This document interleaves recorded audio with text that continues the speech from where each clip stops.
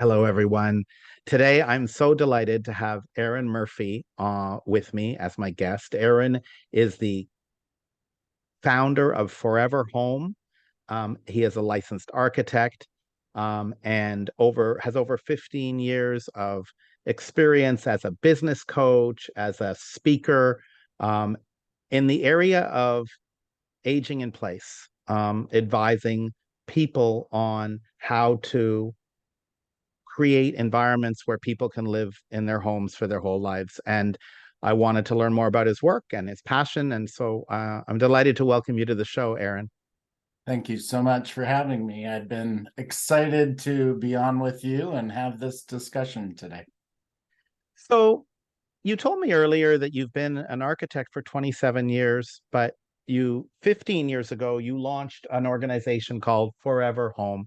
Can you tell me a little bit about the genesis of that and what it is?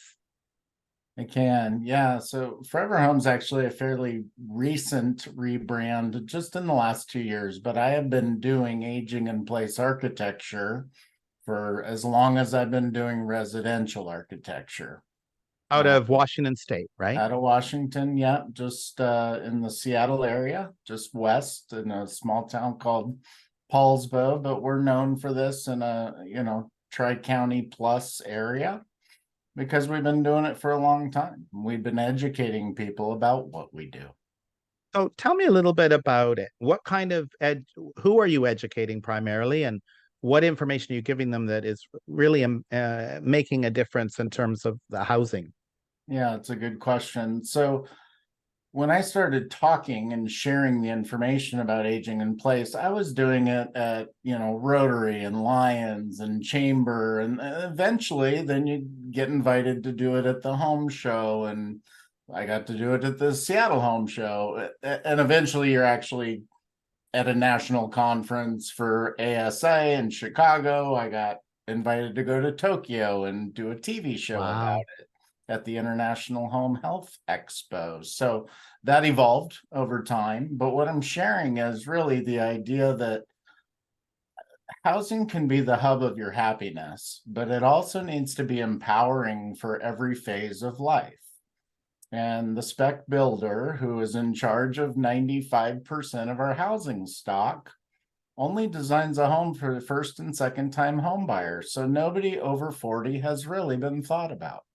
It's kind of like a planned obsolescence thing, right? They want people to Right. be moving properties and trading, selling and buying. Sure, right. And yeah, it's transactional at some level. And you know this as a real estate agent, right? Yeah. Yeah, there's value in the transaction.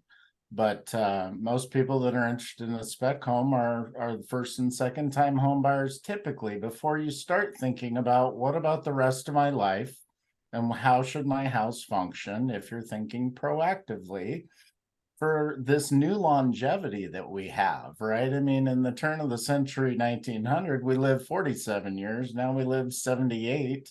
Kids born today are told they'll live to 120. Well, Right. maybe housing should be adjusting too. So we talk about 95% of homes are built to this spec that is not thoughtful Yeah, about aging in place. Can you give me some real examples of where the typical housing falls short in general design sure. area Yeah. And from actually, your perspective as an architect? sure. Yeah.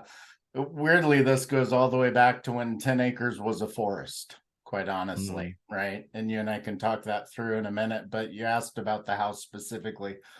Your house is most of you right now, your house's hallway is 36 inches wide.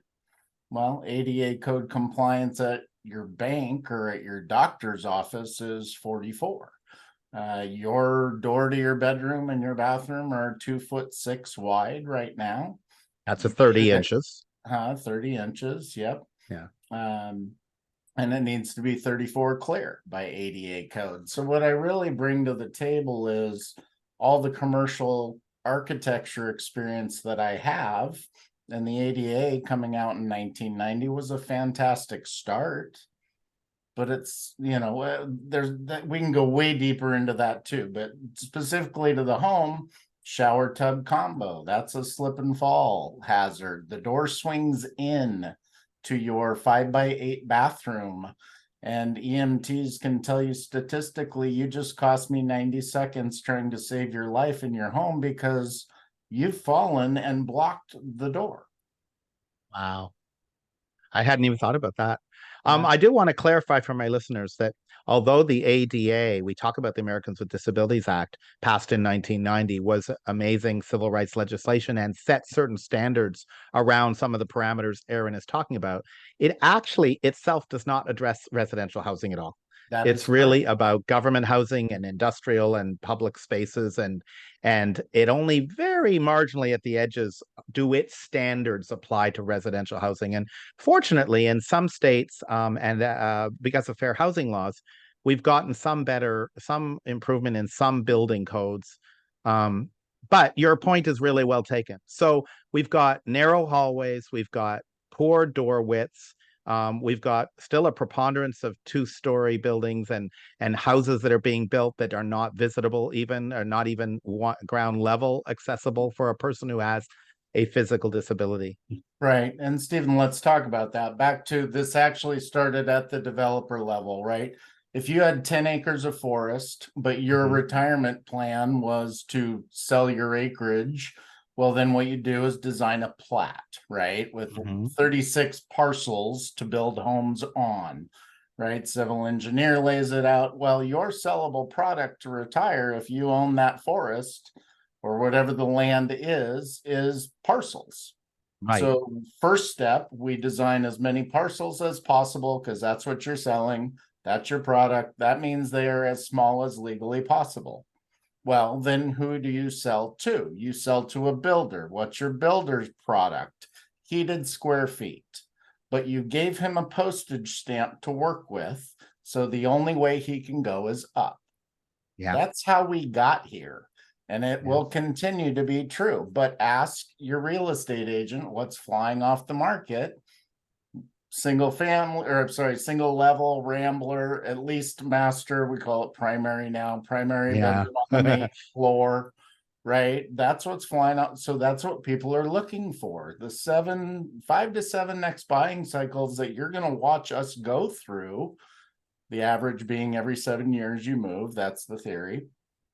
People want this. They want aging in place. They want ease of living in the 50 to 100-year-old demographic. Right.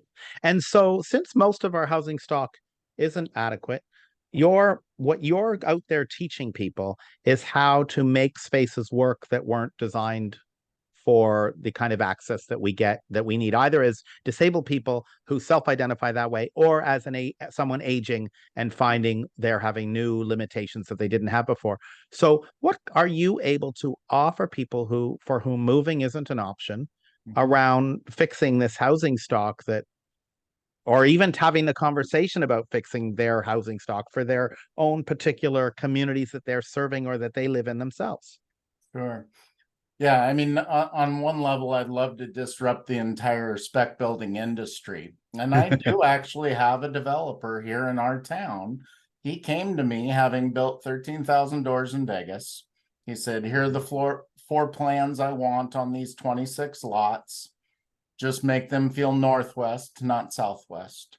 I said, Mhm. great, nice to meet you. Handed him the book I wrote behind me here Mhm. and some other literature of ours. He came back a week later and said, Aaron, throw my plans away. We're doing aging in place. I get it. I would love to transfer that mindset to every builder in America. Did it cost him more money though? Like, was he looking at reduced margins by going into this direction? Or do you think because he'll get better volume of sales because he's appealing to the aging demographic, that it's worth for him to have a lower per unit return? Yeah, valid question. When you plan ahead and you're only working this out on paper, it doesn't have to cost more. It's just a different way of thinking about what we've done for a century a certain way. Right. Okay. Now undoing back to your other question about the individual, and you said have to move or can't move. 90% AARP polls say we actually all want to not move. Our preference is to age in place. So you're in a house that wasn't designed for it. You all want to stay there. Now your question is, what do we do there? Well, that's what our architecture firm does every day. I bring up aging in place with every client. And here's how I do it, Stephen. Nobody under 40 comes to an architect. So if I tell you when you walk in the door, any chance you're going to live here in 30 years? Cool. Now we're talking about you at 70 plus. That means I get to talk about aging in place if you mean for real that you want to stay. And they do. Right. That is the goal. It's where your memories are. It's where your pet gets to be. It's where you know your neighbors. It's where, And I think that, if I yeah, may, when you get into your 40s, you're no longer, even if it ever was, it's no longer exciting to be moving around all the time. And, when you're in college, you go from space to space, and you really, perhaps are a little more laissez-faire, more of like a butterfly. sure. But as we get into our 40s, we're more established with families, we're a little more creaky than we were when we were in our 20s physically. Moving becomes one of really a big stressor in our lives. Yeah. It's a way that we can build those core housing accessible for aging in place. I think it's a win for everyone involved. It really is, right? It's where your routine and all of that is. That is the goal, and that's why we're doing this. I mean, Stephen, this started for me when I went to University of Washington. I was at college when my grandmother went from 5'9", traveling the world, playing bridge, playing cards at a master's level. By the time I got out of college, she was 5'2", trapped in a hospital bed in the living room and didn't know Carl's name. So as a 22-year-old, I wasn't ready to know about her hygiene or the medical part, but she lived in a split level home in Portland, Oregon. And what I saw as an architecture student was her house was broken. It didn't do anything Yeah. correctly for her. That's why she ended up in a bed in the living room, right? Everybody Yeah. knows what a split level looks like. It's stairs to anything, stairs to a Yeah. shower, stairs to the laundry, stairs from the car. And to your point, right, when we're developing a plat, there's not a lot of thought even about getting from the curb to the front door. And Or that, about community services either, I might add. yeah, right, exactly. Whether it's the caretaker, or the home food delivery, or the right. Anyway, the point really is that you can change that discussion, as I do with my own parents, because mom doesn't want to talk about aging. What do I talk to her about? Well, mom, don't you want Janet to be able to come to your house for Christmas? She can't get in this door. It's 3 steps up. She can't use your public bathroom off the hallway. You couldn't turn around with a walker. So there's ways to phrase this that makes it more palatable than us discussing our own longevity from a fear perspective, the fear of aging, which unfortunately is a stigma. You know what's fun to Yeah. watch though about that stigma? Okay, you remember the Golden Girls, right? Of course. All right. Well, Blanche was 52 in that show. And back then, we had decided that women already lived together. The men must have passed away by now, but we all had gray hair and perms, and that was the story, right? Well, look at the Sex and the City reboot. Those women are also 52. So the Gen X generation is making sure that we redefine what it means. 50 is no longer put out to pasture and good for glue, and that's not the shtick anymore, right? So Yeah. it's fun. It's fun to Yeah. watch it changing, and it better if we're going to live to 100. So that does raise an interesting question. You've been doing your work 27 years in total. And what is the biggest change that you've observed in the people that you coach and the people you interact with around the housing issue and aging in place? What's the biggest thing you've observed? Uh, I think the first thing that comes to mind for me is how much more mainstream this discussion has gotten. And I could even argue that if I was to pick on an unfortunate incident during COVID, or COVID included being unfortunate, even looking at something like George Floyd's death, right, really integrated us into a discussion about DEI. diversity, equity, and Right. inclusion. Well, accessibility is a part of being equitable and inclusive. So, my initial response to your question is everybody's talking about this now in a way that I was one of the only ones talking about it a decade ago. And that's Mm. really exciting for me. It's exciting for a lot of business owners that want to figure out how to help the boomer consumer to solve their housing problems. And that's going to be good to go for the rest of your professional career as a niche, as a, you know, as a vertical, as an income stream if you want to learn how. So, Aaron, you work with clients now as an architect and helping them to redesign their homes for aging in place, and you also do consulting.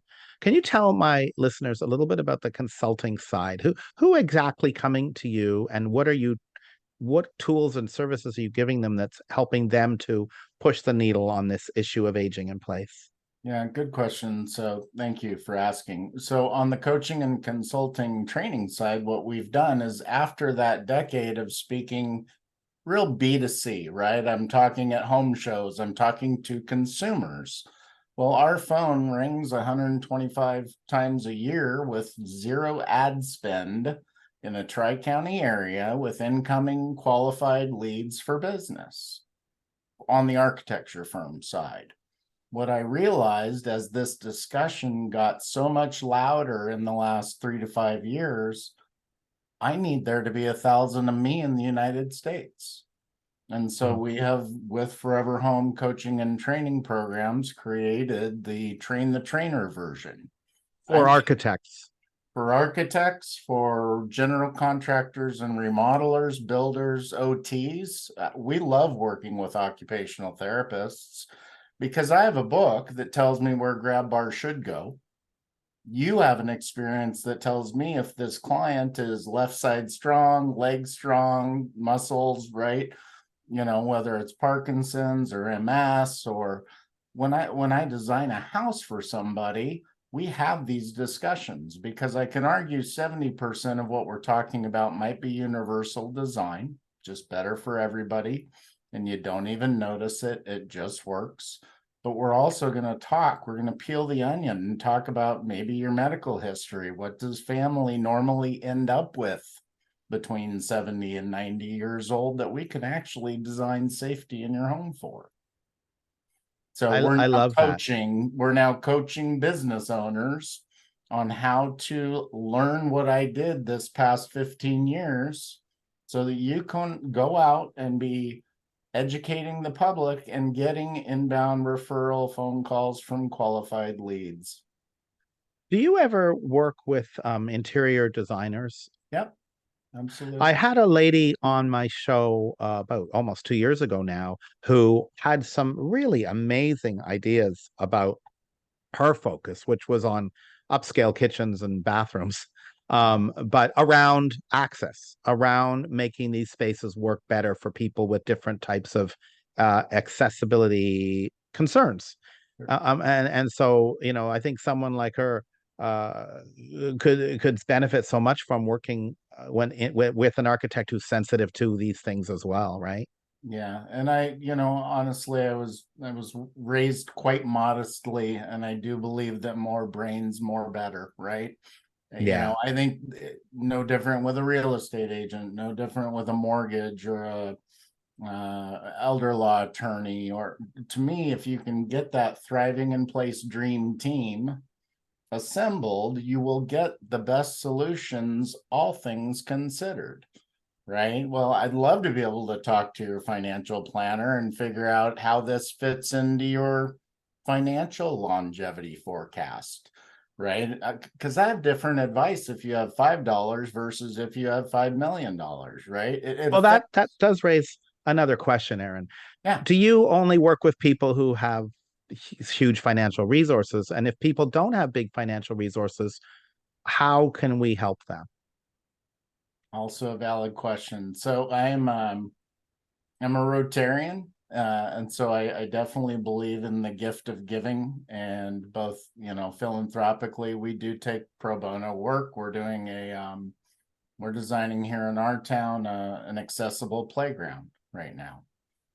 But as far as folks that might be in a different category of need versus financial capability, we're actually building out stock plans for those that may not want to go the custom design solution route. Forever Home is going to be the largest database of aging in place stock plans in the US. And is that going to be that'll be available to architects all over the country, presumably, right? And homeowners. Yeah. Yeah. To your point of, need. So yeah, you can get Forever Home certified through our coaching program and gain access to utilizing the stock plans that we have. So yeah, there'll be a lot of different ways to go about you getting educated as a business owner and having the resources to help more people in your community. How often does it happen that an architectural client will come to you and you take a look at their home and you say, and you look at them and their needs and you say, no, there's no way you can stay here. You do need to move on to another place. How often does that happen? And is that like a loss for you? Is that like a defeat? That's an interesting question. I will talk myself out of a job if Yeah. it's the fiduciary right thing to do for the client.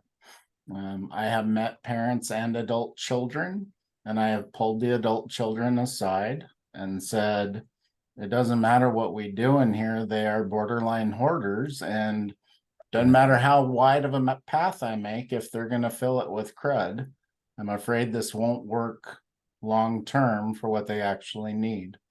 But I was again, actually thinking more structurally, you okay. know, like, do you ever come across homes that you just structurally can't make them work for someone who is, say, physically not as mobile as they used to be?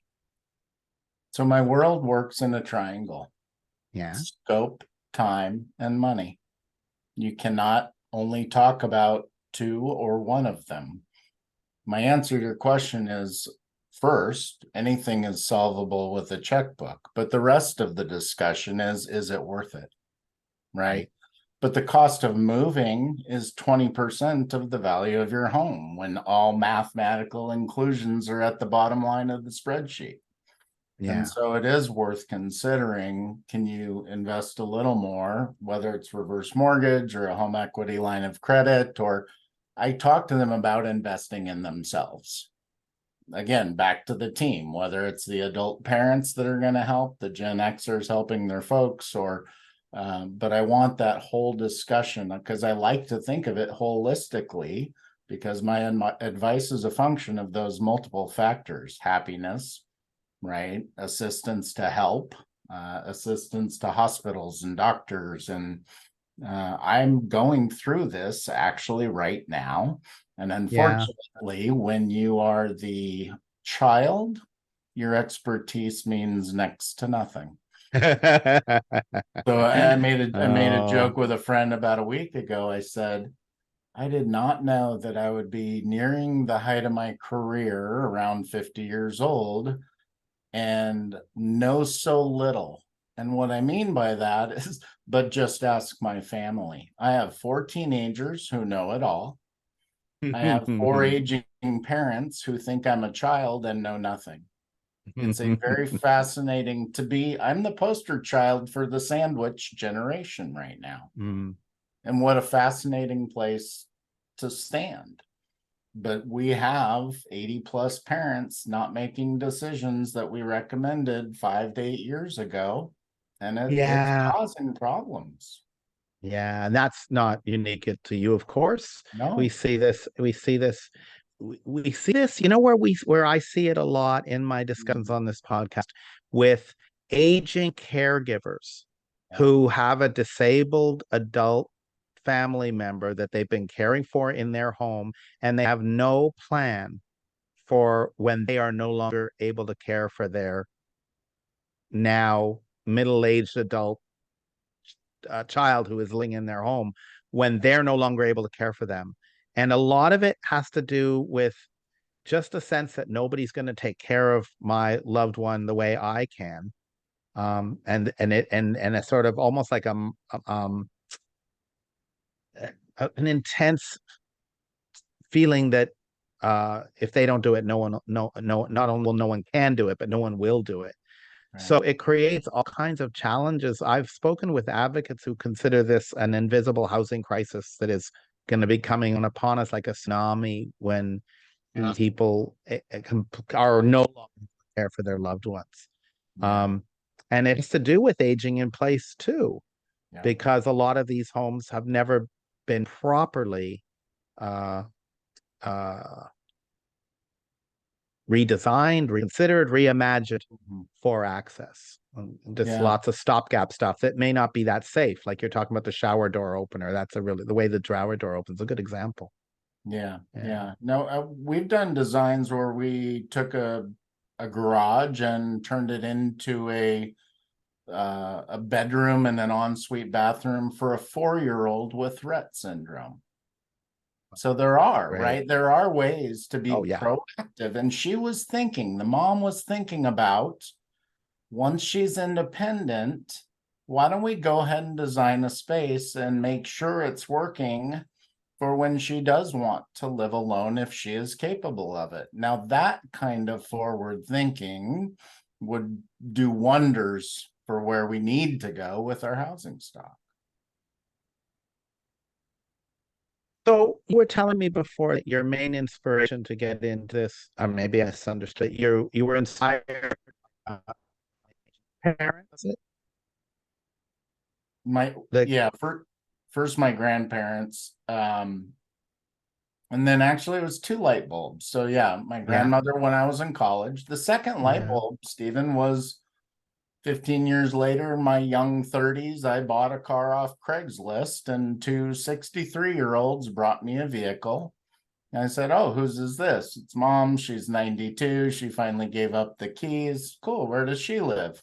"Some continuum of care, here in town, an assisted living place." And I said, "I'm doing a little research. Do you mind if I ask what that cost you?" And they said $150,000 out of pocket and $10,000 a month. And that was 15 wow, years ago. wow, And I went, so when I'm on stage, I go, "Raise your hand if you have a $10,000 mortgage." and Because very few people do. if you do, I'm adoptable. I would love to see it. I'd love to see your house, right? But Yeah, we don't. And that's the point. But that's the outcome of not planning. I get two phone calls a month from mom slipped and fell. She broke her hip. She's having surgery right now. She's got 6 weeks of PT, and then they got to let her go, and she needs to come home. Well, yeah, as far as my timeline, that's lipstick on a pig or band-aids on a gaping wound when it comes to yeah, trying to fix the house.